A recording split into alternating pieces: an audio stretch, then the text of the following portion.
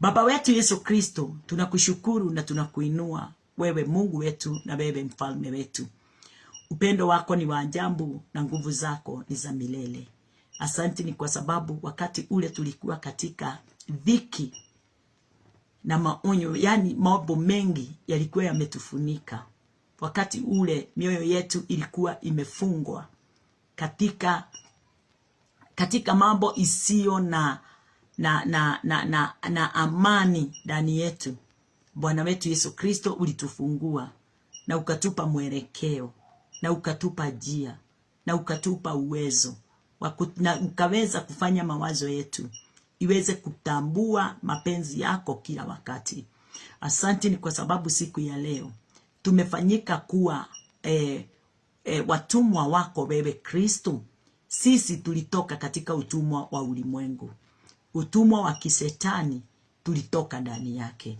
Sasa sisi ni watumwa wako, wale Bwana Jehova Jire umewaweka katika wema wako. Umetutunza maisha yetu na umetutunza mioyo yetu na umepanga neno lako ndani yetu. Ndio wakati wowote tunaponena, tunanena uzima, wema, fadhili zile zitokao kwako, ni kwa sababu wewe ni wafadhili nyingi. Siku ya leo Bwana ninakuomba, nikiendelea Bwana Jehova Jire na kuhubiri, Baba ninaomba Roho wako Mtakatifu akayafafanue yote kulingana na vile upendavyo, kwa sababu si mapenzi yetu sisi kutenda kazi yetu, lakini kutenda kazi yako. Lakini sisi tuwapenda wakati wowote unapotuongoza na kutuonyesha njia ya kutenda kazi yako kulingana na vile upendavyo. Asante Mungu wetu na mfalme wetu, kwa sababu ukatika uhakika wote Bwana, yote yawezekana kwako. Na katika mambo yale yote watu wanaona kama haiwezekani, ukweli ni kwamba Bwana wetu ulishinda kifo na ukashinda mauti. Jambo lile lilikuwa nzito sana katika ulimwengu, ni mambo ya kufufuka, ni jambo na kufufuka. Na sasa Bwana, wakati ulipokufa siku ya kwanza, ya pili ulikuwa tu katika kaburi, ya tatu uliweza kutoka katika kaburi na ukafufuka na ukasimama na ukaketi katika mkono wa kulia wa Bwana. Sasa hivi Bwana, wale wote walipoamini na pamoja nawe, umewaweka katika neema yako. Katika mkono wa Bwana wa kulia, ndani yako hapo Kristo, hapo ndipo tulipo. Pokea sifa Baba yangu, wewe mwenye nguvu na mwenye utukufu. Wewe umejaa nguvu na mamlaka. Neema yako Bwana ni speciali kuliko mambo yote ya ulimwengu.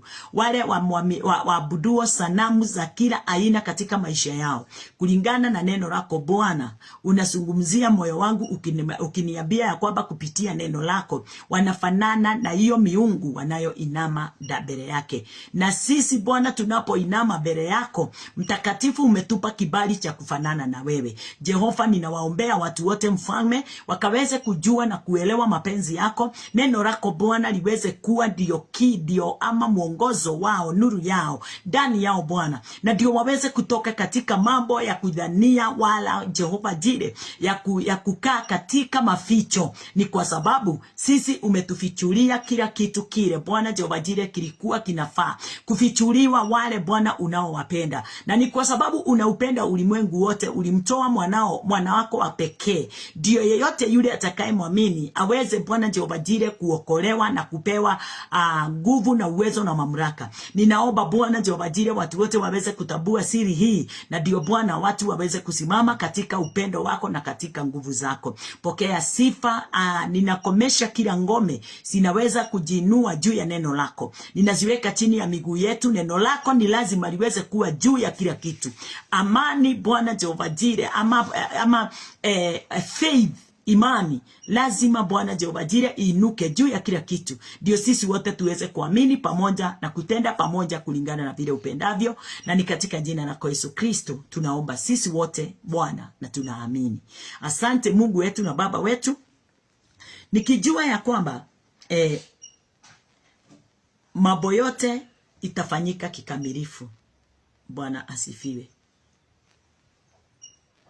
Neno la Bwana, na wakati tulipokuwa tunaliangalia tulitambua kitu moja, na tukatambua ya kwamba neno la Bwana wakati wote tunapolisoma, tunafaa kulisoma tukiwa na moyo ulio na hekima, moyo wa ufunuo.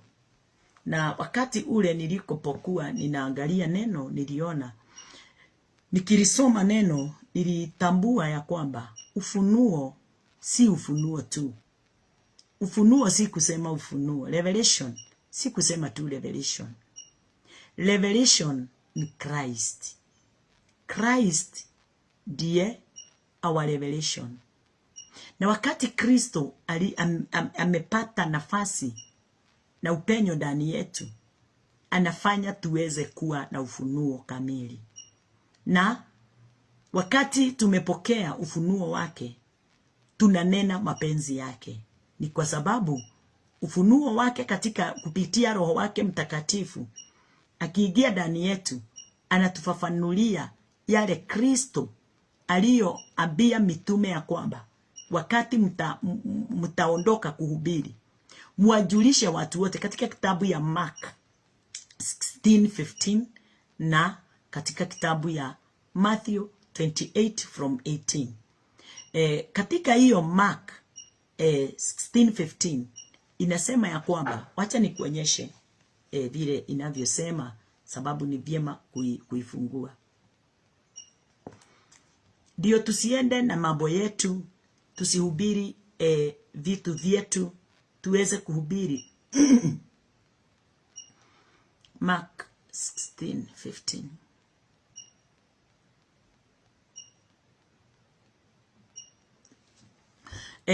Mark 16:15 inatuambia, and he said unto them, go ye into all the world and preach the gospel to every creature.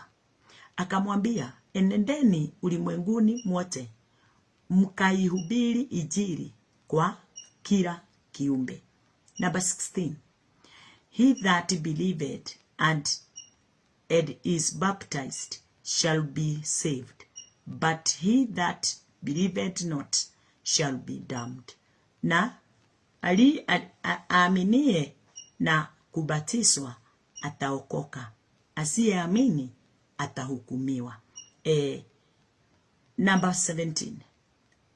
And those signs shall follow them that believe. In my name shall they cast out devils. They shall speak with new tongues. Na katika ishara zote za Bwana, wale wote waaminio wataenenda nazo, na watafanya miujiza na maishara kupitia uwezo huo wa Bwana. Katika kitabu ya Matthew, katika hiyo kitabu ya Matthew 28, Matthew 28:18 inasema,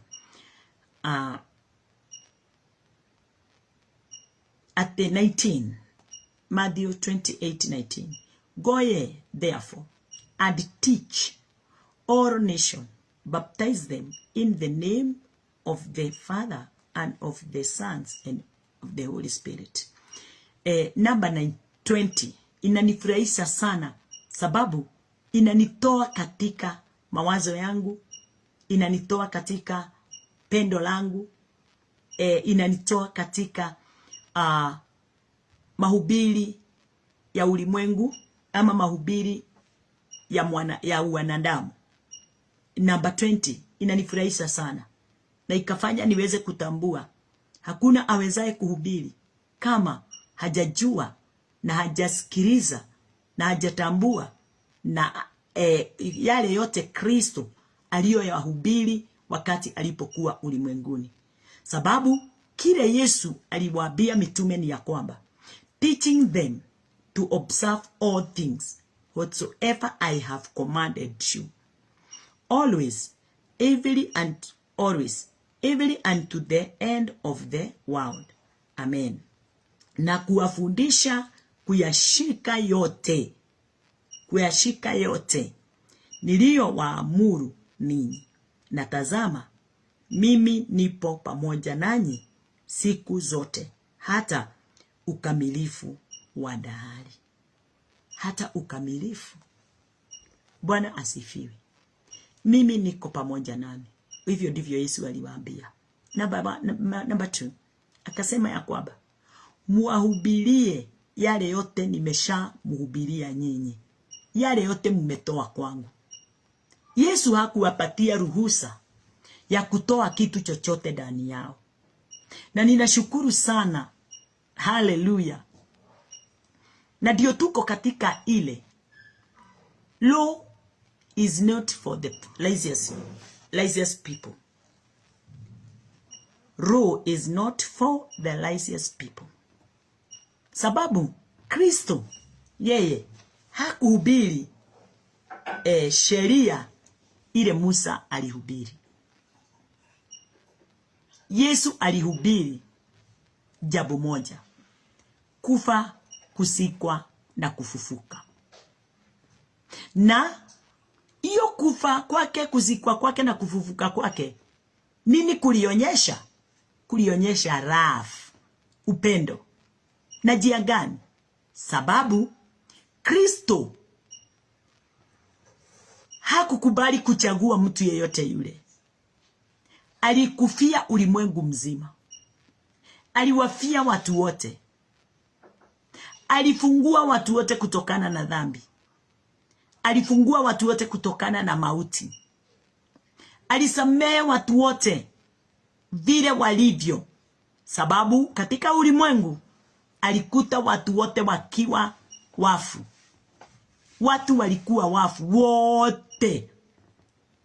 Wale wote walikuwa ulimwenguni walikuwa wafu. Kwa hivyo Yesu aliwafia wote. Hakuchagua.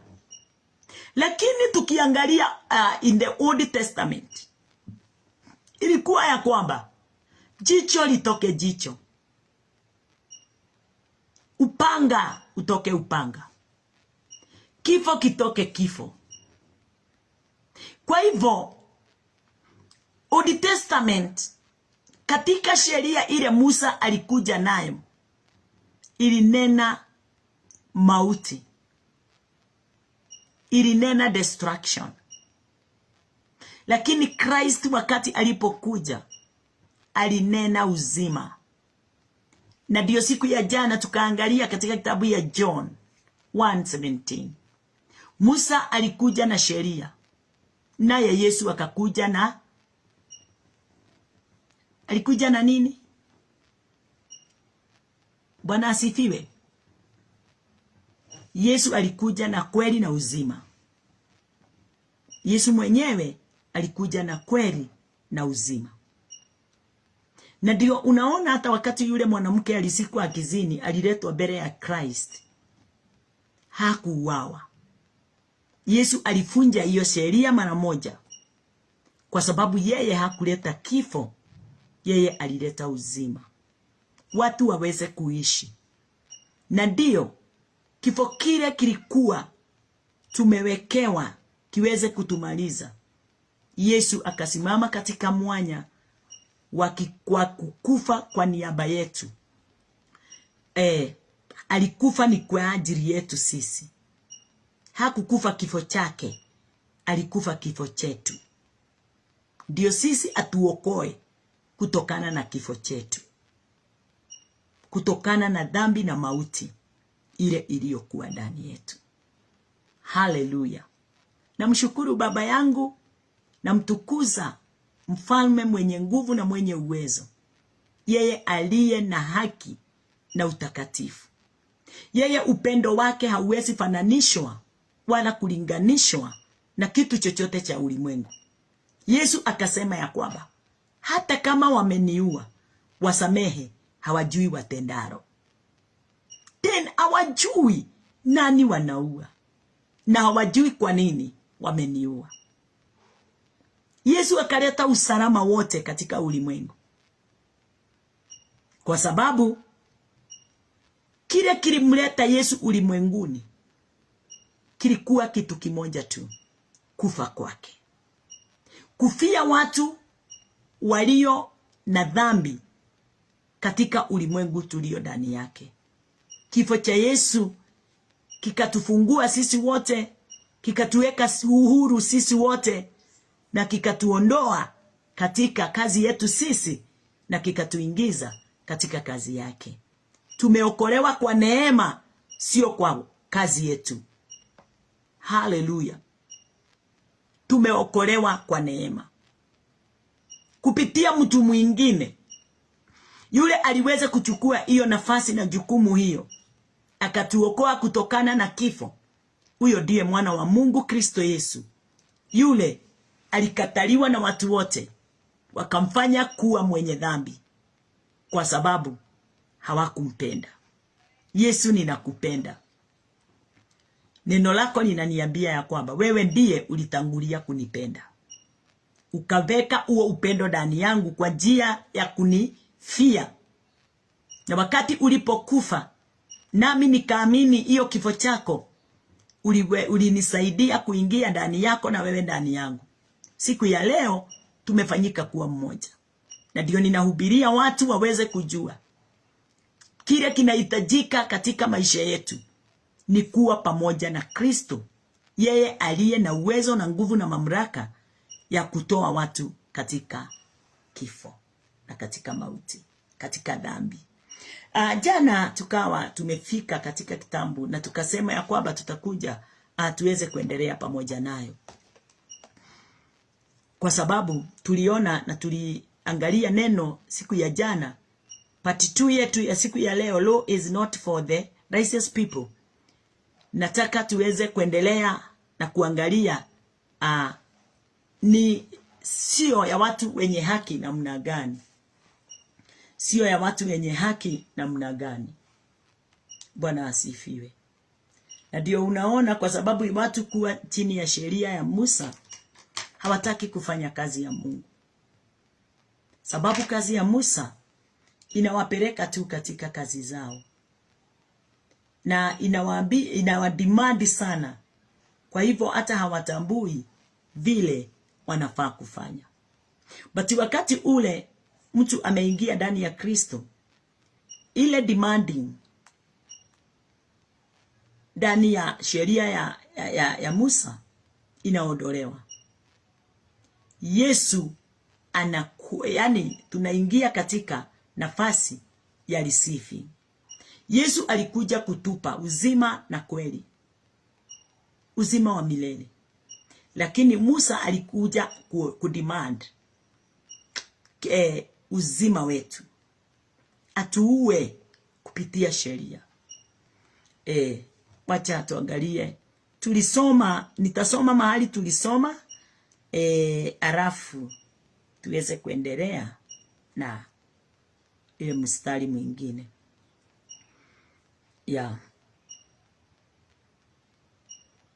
Tulisoma katika kitabu ya Act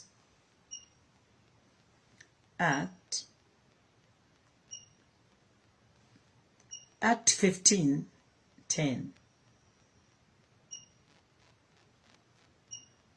15:10 inasema, now therefore why tempt you God to put a yoke upon the neck of the disciples, which neither our fathers nor we were able to bear? Basi sasa, mbona mnamjaribu Mungu na kuweka kongwe juu ya shingo za wanafunzi ambao baba zetu wala sisi hatukuweza kulichukua? Bwana asifiwe.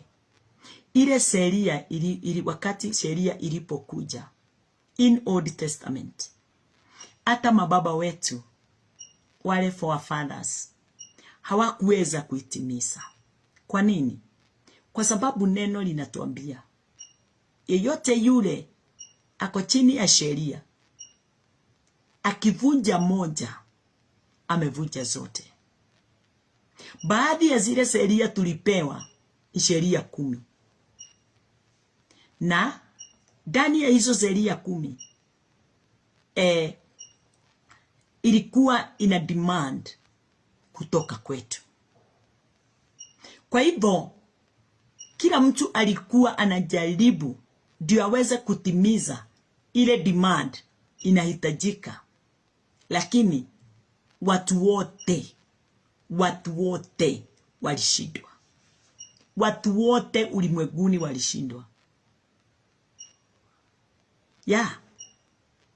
Na wakati waliposhindwa, jana tukasoma pamoja na wewe tukaona ya kwamba yale yote sheria ya Musa haikuweza.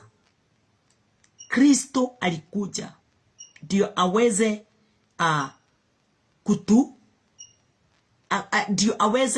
Yesu Kristo alikuja na akaweza kumaliza udhaifu wote uliokuwa ndani ya ile law. Kwa hivyo udhaifu wote ulikuwa ndani ya sheria ulimalizwa na Kristo Yesu. Na njia gani? Kristo wakati alipokuja alisimama kwenye mwanya. Chochote kile sheria ilishindwa, Yesu akaweza. Vile sheria haingeweza kumuokoa mwanadamu na kumtoa mwanadamu katika kifo na kuondoa dhambi iliyokuwa ndani ya moyo wa mwanadamu, Kristo Yesu aliweza kushinda. Katika kitabu ya Roman 8 ukisoma utaweza kupata mambo yale. Bwana asifiwe. Kwa hivyo ukamilifu wa mwanadamu ulimwenguni tulikamilishiwa na Kristo Yesu. Miaka 2000 imepita. Yesu Kristo ndio alileta ukamilifu wote. Na ule ukamilifu tena haukupokelewa na watu wote. Wengine wamekufa kama hawajaupokea. Kwa nini? Kwa sababu hawakutambua kazi ya Kristo Yesu ile aliyokuja kuyatenda hapa ulimwenguni. Wengine wako ndani ya makanisa imechanganya kazi ya Kristo na kazi ya sheria ya Musa. Na vile Yesu Kristo wakati alipokuja katika kitabu ya Roman 10 inatuambia kwamba Roman 10:4 inatuambia kwamba for Christ is the end of the law for the righteousness to everyone that believeth. Ati kwa maana Kristo ni mwisho wa sheria ili kila aaminie ahesabiwe haki. Kwa hivyo Kristo alikuja kufikisha sheria mwisho. Ndiye yeyote yule atakaye amini Kristo righteousness aweze kuhesabiwa kuwa haki. 5. For Moses described the righteousness which is of the law, that the man which doeth these things shall live by them. Ate kwa maana Musa aliandika juu ya haki itokayo kwa sheria, ya kuwa mtu afanyaye hiyo ataishi kwa hiyo. Ate mtu afanyaye hiyo sheria Musa alileta ataishi kwa hiyo. Hiyo ni kuonyesha ya kwamba mtu yeyote ako chini ya sheria ile Musa aliweza kuileta ulimwenguni hana kibali chochote ndani ya Kristo. Kwa nini? Kwa sababu anaishi kwa hiyo. Lakini wakati ule mtu ametambua hiyo sheria ya Musa haina faida yoyote katika ufalme wa mbinguni, anaiondokea, anaingia, anaamini Kristo, anaamini neno la Bwana, na wakati anapoamini lile neno anafunguliwa. Na wakati anapofunguliwa anakuwa mmoja pamoja na Christ, sababu ukitoka ndani ya sheria ya Musa utaingia ndani ya neema ya Kristo. Na ndani ya neema ya Kristo kuna ukombozi. Ukombozi unapatikana katika neema ya Kristo. Ukombozi haupatikani katika sheria. Kwa hivyo wakati sheria inaposimama, watu wengi wanakufa. Watu wengi wanalemewa. Watu wengi wanasononeka. Watu wengi wanakuwa na huzuni uoga na hukumu ndani ya mioyo yao. Hawajui wafanye nini, sababu hukumu yani imeleta masumbufu. Bwana asifiwe. Na wakati wowote wako chini ya hiyo sheria, wako chini ya laana na kifo. Kwa hivyo ndio niweze kujifungua na ile laana ya kifo, ni lazima niweze kutambua hiyo namba 4. For Christ is the end of the rule. Kristo ndiye mwisho wa sheria. For righteousness to everyone that believeth. Bwana asifiwe. Kwa hivyo Kristo alikuja na imani. Kristo hakukuja na matendo. Kristo hakudemand kitu kutoka kwetu. Lakini Christ alikuja kwa neema, na jambo la pili alikuja kusupply. Kazi ya Kristo katika maisha yetu ni supply. Chochote unachokihitaji na ulihitaji kabla hata hujazaliwa, Kristo alikuwa amesupply. Miaka 2000 imepita. Alisupply life. Alisupply love, peace, joy, eternal life. Alisupply zote, blessings. Bwana asifiwe. Alisupply. Kwa hivyo Kristo hakuna kitu anahitaji kwetu. Alitupa wokovu wake bure, pasipo gharama yoyote. Hiyo ni Roman 3:24. Tulipokea wokovu bure tu kwa uweza wake. Kwa hivyo sheria iliyo ndani yetu ni sheria moja, ile iliyokuja na Christ, na ni love, upendo. Upendo ule Kristo alitupenda nayo, ametupa uzima ndani yetu. Uzima ule haugepatikana wala kupokelewa na mtu yeyote aliye ndani ya sheria. Wote walio ndani ya sheria ni vipofu. Katika kitabu gani inasema hivyo? Wote walio ndani ya sheria ni vipofu. Katika kitabu ya 2 Corinthians. Ni vipofu.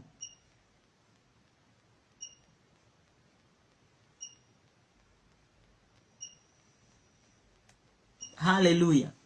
Inasema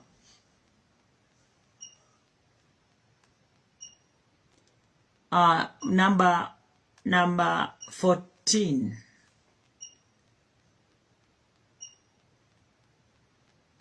But their minds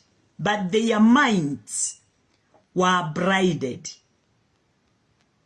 For until this day remaineth the same veil untaken away in the reading of the Old Testament, which veil is done away in Christ.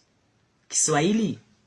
Ila fikira zao zilitiwa uzito, kwa maana hata leo hivi wakati lisomwapo Agano la Kale, utaji huo wakaa, yaani haikufunuliwa kwamba huondolewa katika Kristo. Kristo ndiye alikuja kuondoa utaji. Utaji utaji ndani yetu ni Kristo aliuondoa. Na ule utaji ni law. Kile kilizuilia mwanadamu akose kutambua mapenzi ya Mungu. Number 15, but even unto this day, when Moses is reigned, the veil is upon their hearts. Moses ni law. Kwa hivyo, ila hata leo, Torati ya Musa isomwapo, utaji hukalia mioyo yao. Hawajatambua ya kwamba Kristo alitenda kazi yote ya kumfungua mwanadamu katika sheria. Ile sheria haikufaidisha mtu yoyote yule ati aweze kupokea uzima wa milele. Ile sheria ilivunja watu, ikawaelekeza katika kifo. Iliwatoa watu katika neema, ikawaingiza katika dhambi. Bwana asifiwe. Nevertheless, when it shall turn to the Lord, the veil shall be taken away.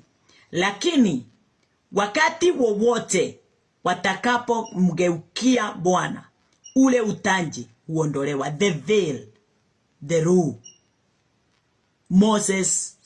Moses' rule inaondolewa mara moja, kwa sababu neema ya Bwana imeingia ndani ya moyo wako.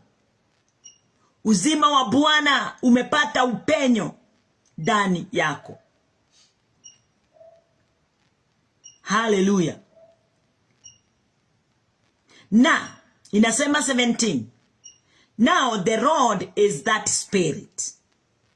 Wakati watu wameingia ndani ya Kristo, wanapokea roho wa Bwana.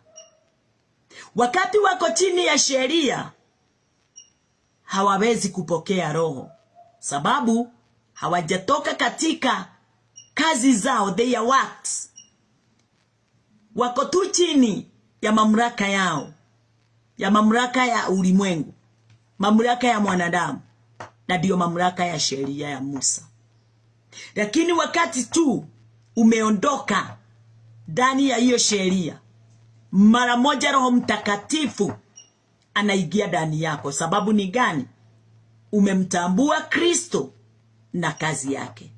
Wakati tu umeamini neno la Bwana katika Kristo, ukakubali moyo wako utoke katika sheria na kuambia mtu wa Mungu, unapokea haki na utukufu. Basi Bwana ndiye roho. Walakini alipo Roho wa Bwana, hapo ndipo wenye uhuru. Mahali popote Roho wa Bwana afanya kazi, atawala, hapo ndipo watu wa Mungu wanafunguliwa na kuwa huru. Bwana asifiwe. Tumefunguliwa. Wale wote wamefunguliwa. Ndio neno katika 18 inasema, but we all with open faces, beholding as in a glass the glory of the Lord, are changed unto the same image from glory to glory, even as by the Spirit of the Lord. Lakini sisi zote kwa uso usiotiwa utanji. Sisi wote kwa uso usiotiwa utanji. Kwa uso usio chini ya sheria ya Musa. Mioyo yetu imetolewa chini ya sheria ya Musa. Kwa wale wote wameamini kazi ya Kristo Yesu, kufa, kuzikwa na kufufuka. Neno linatuambiaje? Tukiurudisha utukufu wa Bwana kama vile katika kioo, tunabadilishwa tufanane na mfano huo wa Kristo. toka utukufu hata utukufu, kama vile kwa utukufu ukaao kwa Bwana aliye Roho. Yes. Wakati tumetoka chini ya sheria ile, tunaingia katika utukufu wa Bwana. Na ule utukufu ni wa umilele, eternal glory. Ni eternal glory. Na wakati tunapoingia katika eternal glory, tunafanana na yeye mwana wa Mungu. Na tukimaliza kufanana na yeye mwana wa Mungu, tunafanana na Mungu mwenyewe. Bwana asifiwe. Naombea watu wengi, nikiwa na husuni ndani ya moyo wangu kwa ajili ya mioyo yao, ya kwamba wamedanganyikia mahali pale wanafaa kufunguliwa. Wamedanganyikia madhabahuni, wamedanganyikia kanisani. Yes. Hawaelewi. Katika kitabu ya Matthew,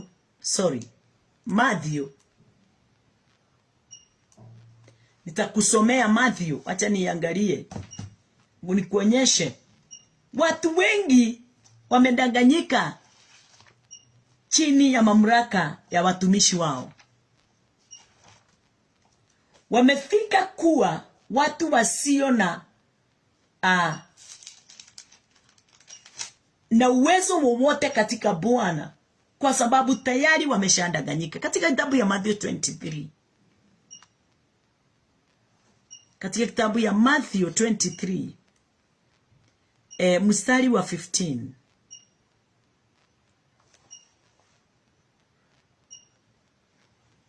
neno linasema ya kwamba wakati ule Kristo alipokuwa anaongea juu ya Mafarisayo na Masundasi, scribes and Pharisees, aliwaambia, "Oh unto you, scribes and Pharisees, hypocrites, for you compass sea and land to make one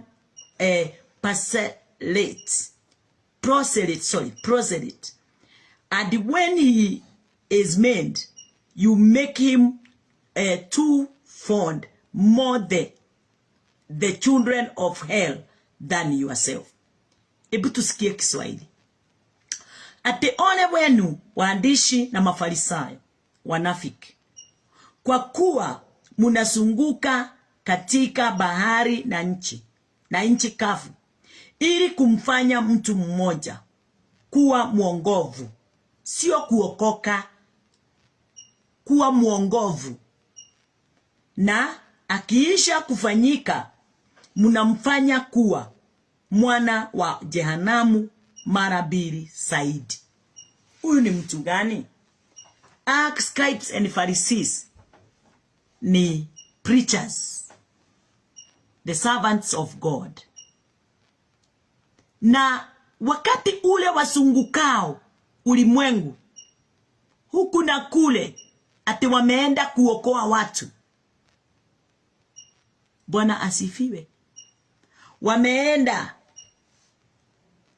kufanya watu kuwaokoa, kuwahubiria ndio waweze kuingia ndani ya Kristo.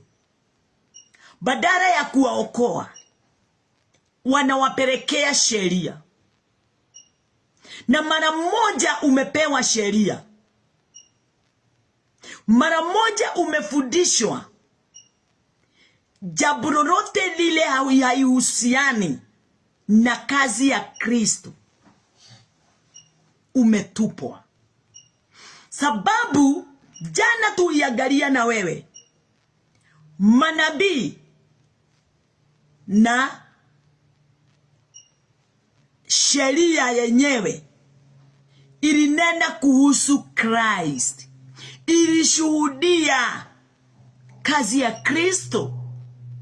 But the scribes and the Pharisees, wakati walipoenenda kuhubiri, walihubiria watu kuhusu sheria, wakawafunga, wakawa vipofu.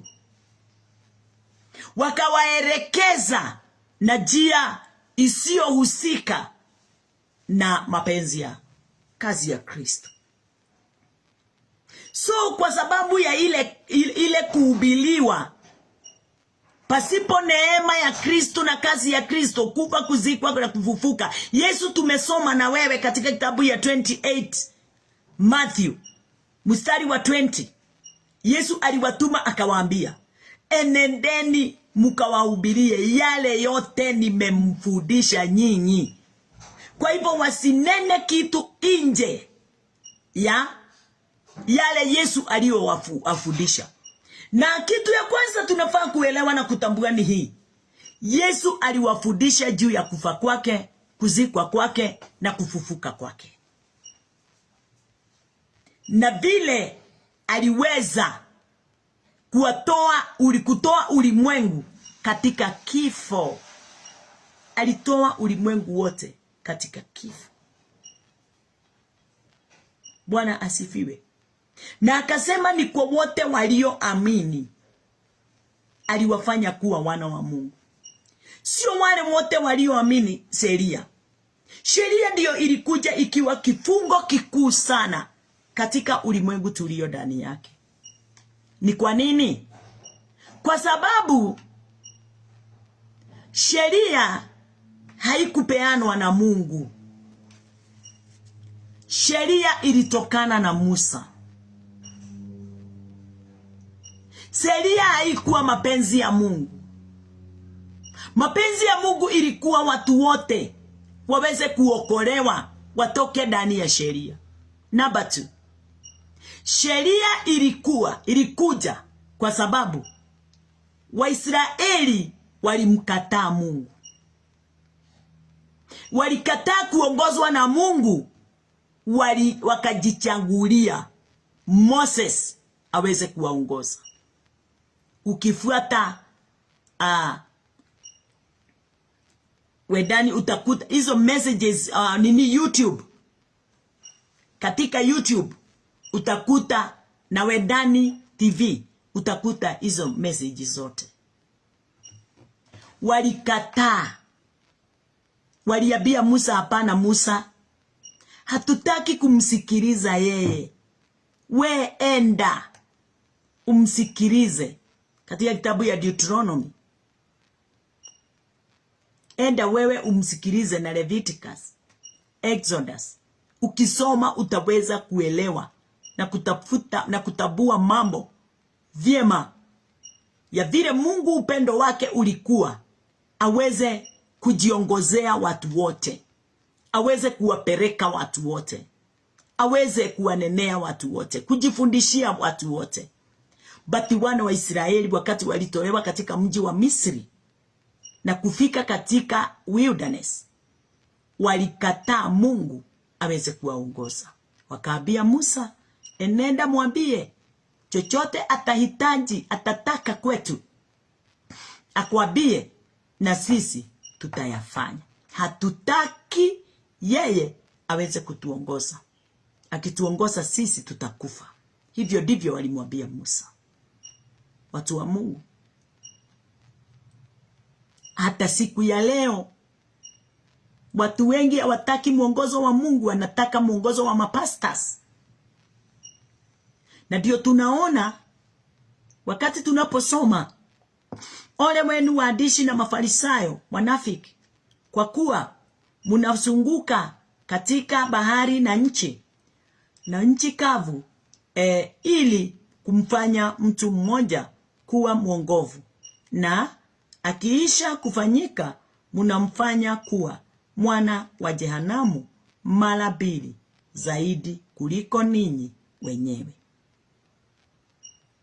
Kwa hivyo watu wanafaa kutambua na kuelewa ni nini wanapokea kwa watumishi wengi.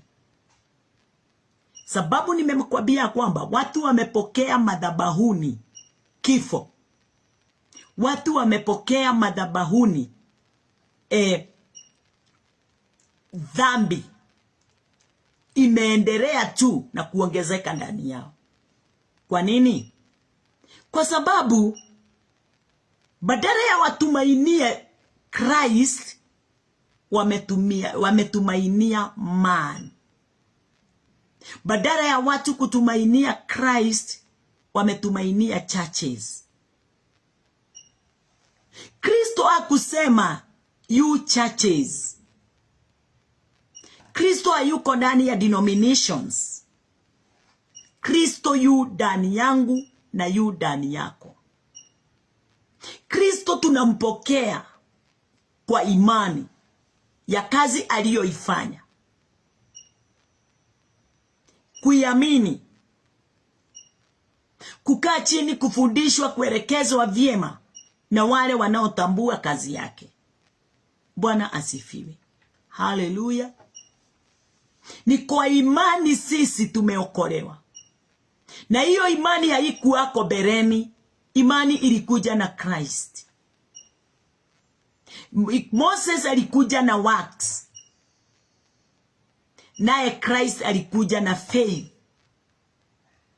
Kwa hivyo wakati wote tuko chini ya works, hatuna imani, na ni kuonyesha ya kwamba hatujaokolewa, hatujaokoka. Bwana asifiwe. Haleluya. Wakati tunapoongozwa na kazi zetu, ikuonyesha ya kwamba hatujatambua kwa nini sisi tuliweza kuzaliwa. Tukitoka mahali pale, tunaigia, nilikuwa nimesoma hapo ndio uweze kukumbuka jana tuliweza kufika wapi. Tukiwa pale kuna mistari nataka tuweze kuiangalia katika kitabu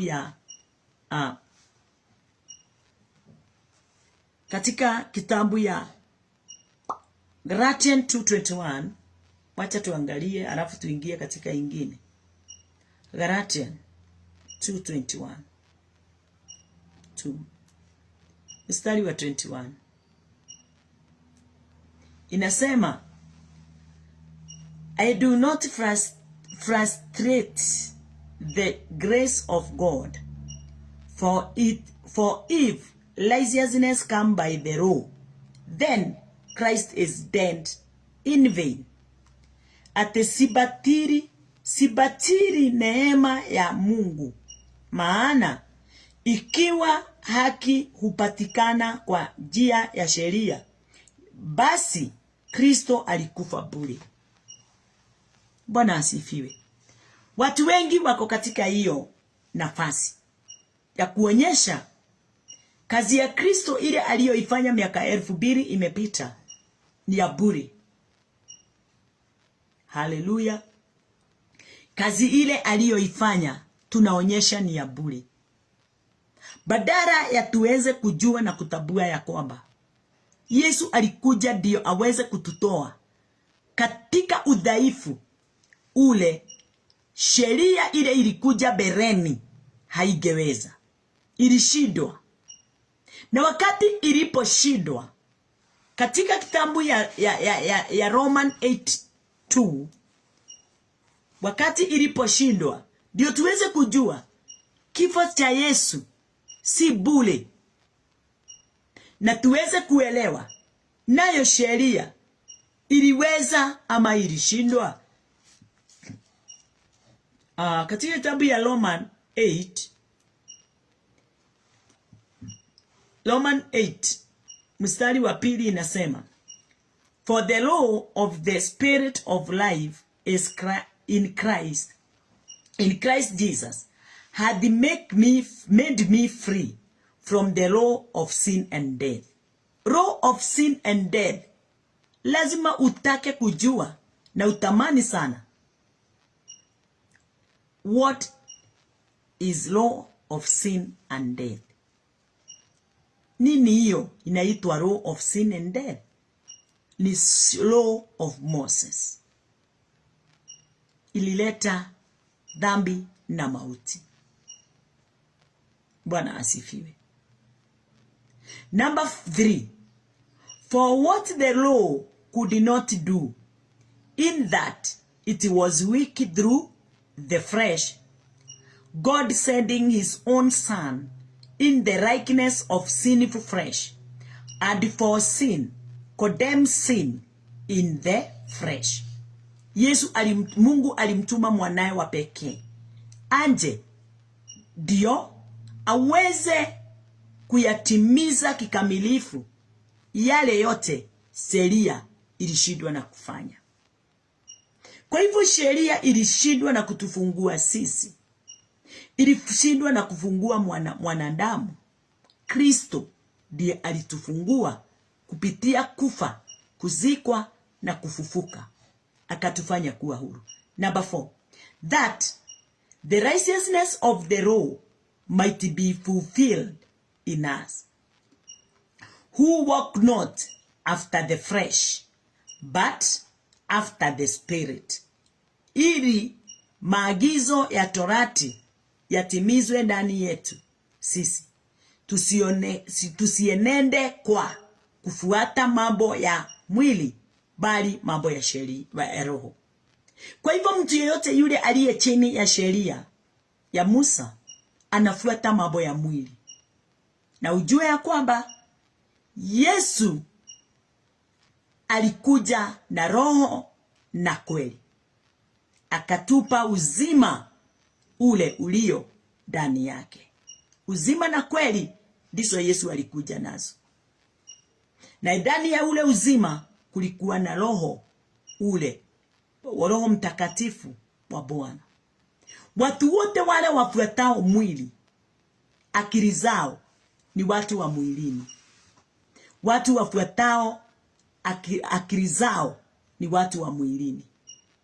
Watu wafuatao Holy Spirit ni watu wa rohoni. Wale wafuata mapenzi ya Mungu wametoka katika carnally minded. Sababu wote walio katika carnally minded wanaleta kifo. Katika mstari wa 6, for to be carnally minded is death, but to be spiritually minded is life and peace. Na carnally minded ina operate kupitia sheria. Nayo spiritually minded ina operate kupitia the Holy Spirit, Christ Jesus in our heart. Bwana asifiwe. Mtu yeyote yule aliye chini ya carnally minded ni adui wa Mungu. Ni adui kabisa. Hana uhusiano wowote na Mungu. Amefika kuwa adui wa Mungu. Na mtu yeyote yule amekosa kutambua juu ya sheria na kazi ya sheria ni adui ya Mungu.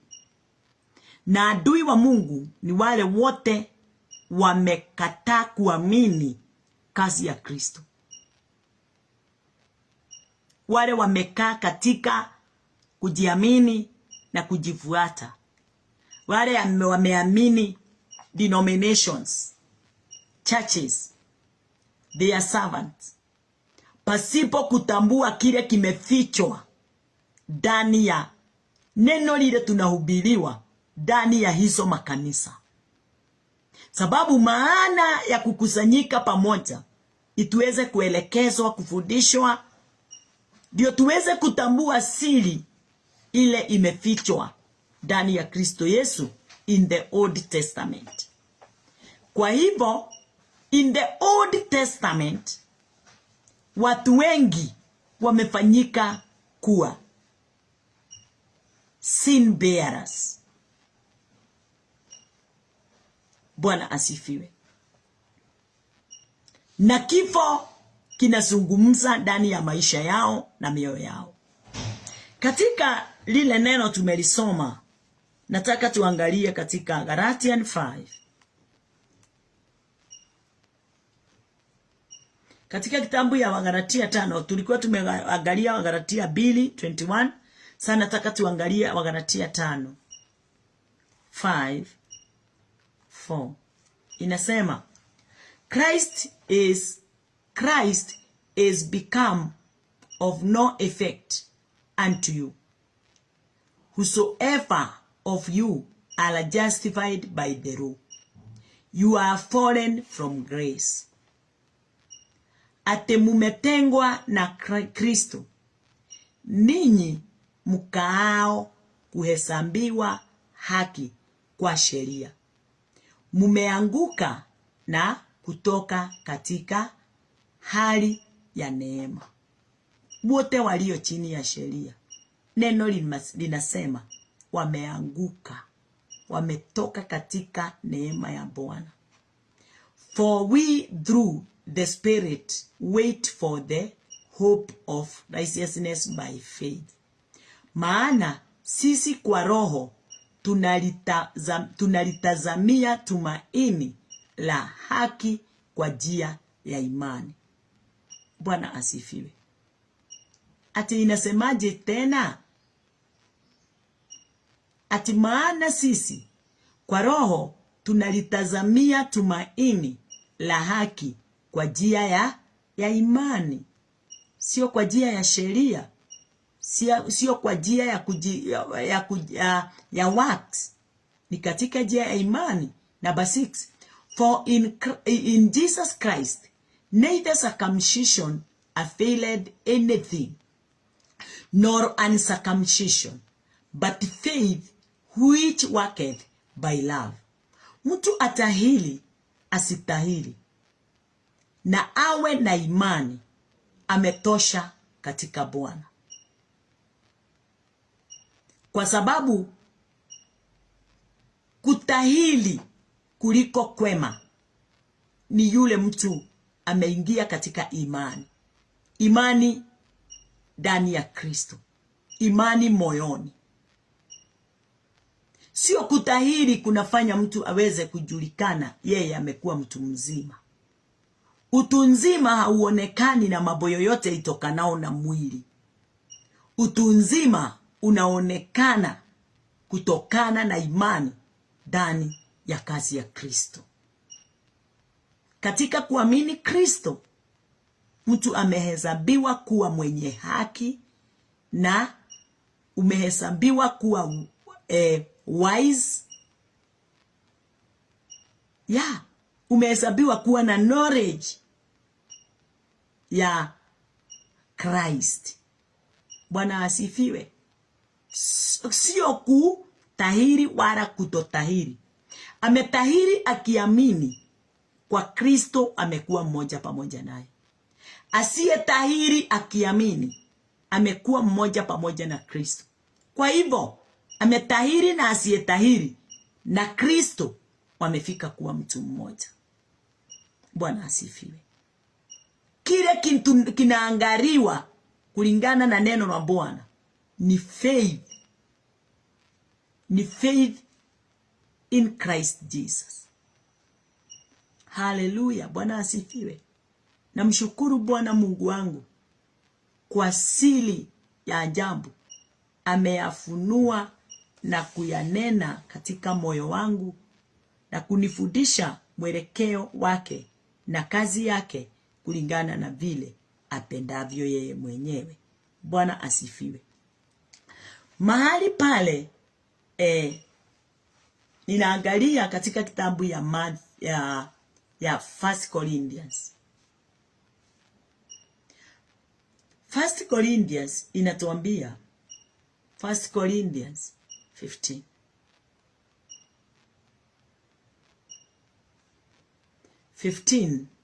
1 Corinthians 15:56. Inasema, the sting of death is sin, and the strength of sin is the law. Uchungu wa mauti ni dhambi, na nguvu za dhambi ni torati.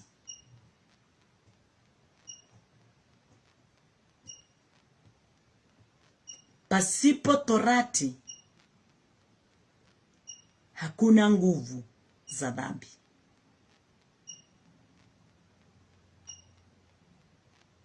Pasipo dhambi hakuna mauti.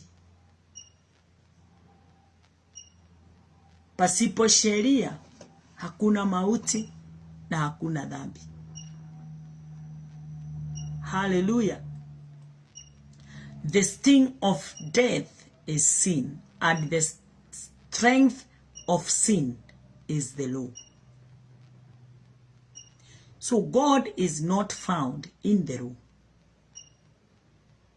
Hiyo ni jambo moja inanifurahisha. Mungu wetu, Baba wetu hawezi patikana katika sheria. Na hapatikani kamwe katika sheria. Na tena roho si mapenzi ya Mungu.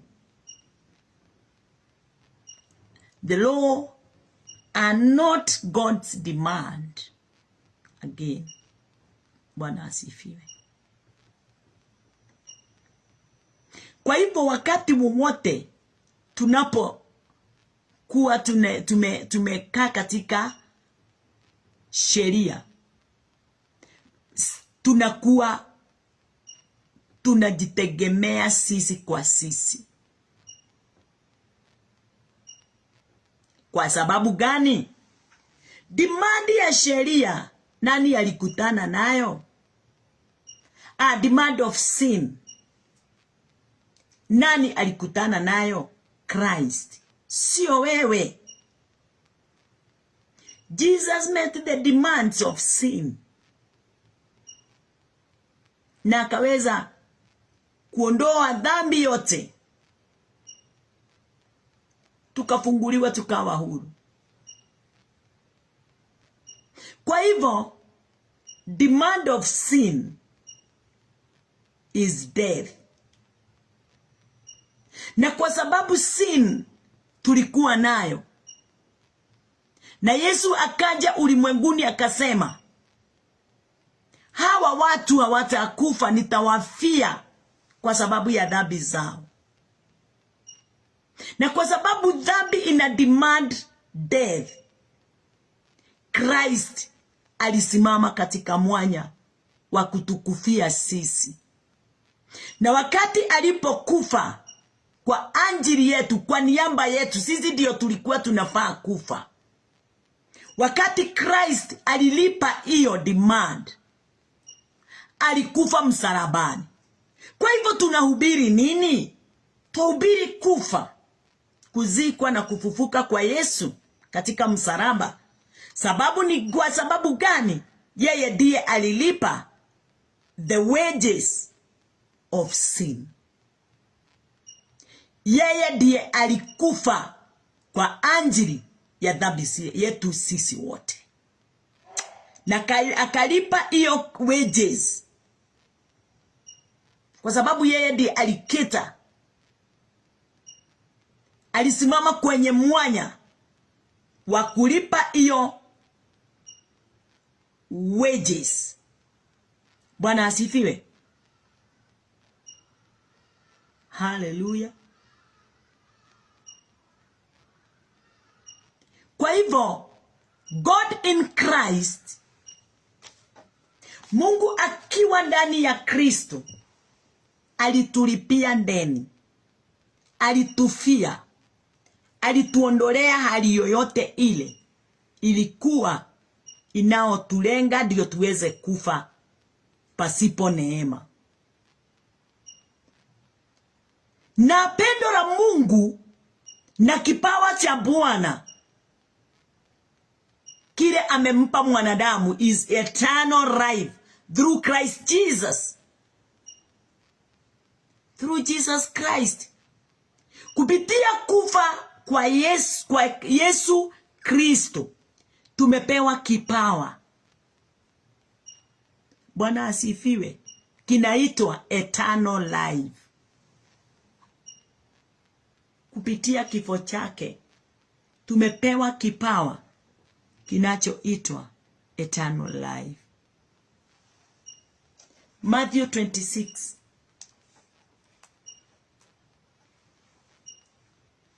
Matthew 26:28 inasema, for this is my brand of the New Testament, which is shed for many for the remission of sin. Christ Again, for this is my brand of the New Testament, which is shed for many for the remission of sin. Kwa maana hii ndiyo damu yangu ya agano, imwagikayo kwa ajili ya wengi kwa ondoleo la dhambi. Yesu Kristo ndiye aliweza kusimama katika huo mwanya wa kuondoa dhambi zetu zote. Kwa hivyo demand ya dhambi, demand ya sin, ni Christ aliweza kuiketa. Aliketa off na akatuondolea hali yoyote ile tulikuwa tumeigizwa ndani yake. Na mapenzi ya Mungu ikasimama na ikaonekana ikiwa katika hali iliyo katika usawa wote katika maisha yetu. Bwana asifiwe. Tuko pamoja? Siku ya kesho tutaanzia hapo tumefika, ndio tuweze kuendelea watu wa Mungu. Haki tunafaa tutabue mambo haya, ni asiri sana, imefichwa watu wengi, na ni vyema tuyatambue, ni vyema tuweze kuitambua vyema, ndio tuweze kuwa katika mwelekeo wa mapenzi ya Mungu. Na ndio wote wale wamefungwa na dini, wamefungwa na sheria ndani ya makanisa, waweze kujua ya kwamba Kristo alifungua watu kutokana na yale yote tunaoambiwa. Ndio hakikisho ya kweli. Hakikisho ya kweli kwetu sisi ni nini? Ni kazi ile Kristo Yesu aliyotufanyia. Wacha tuombe. Bwana, ninakuinua na ninakutukuza, umejaa mamlaka na nguvu. Wewe pendo lako Bwana Jehova Jireh ni la utukufu. Pokea sifa kwa sababu ya kutupa kibali hiki na neema hii kuu sana ya kuimba wimbo wa utukufu ule Bwana Jehova Jireh tumeutoa katika maandiko. Asante ni kwa sababu ya kutuelekeza na kutufundisha njia zote kikamilifu kulingana na vile upendavyo. Pokea sifa ni kwa sababu ya wokovu wa kweli ndani yetu. Asante sana Bwana, kwa sababu uzima wote na kweli zimo ndani yetu, na ni katika jina lako Yesu Kristo tumeomba na tumeamini. Amen. Amen. Amen.